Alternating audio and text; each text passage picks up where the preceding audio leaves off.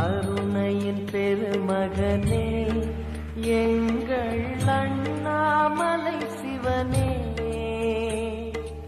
ஆடிய பாதத்தில் ஓரிடம் வேண்டும், ஆடிய பாதத்தில் ஓரிடம் வேண்டும். அருள்வாயீஸ்வரனே, அன்பே அருணாச்சல சிவனே.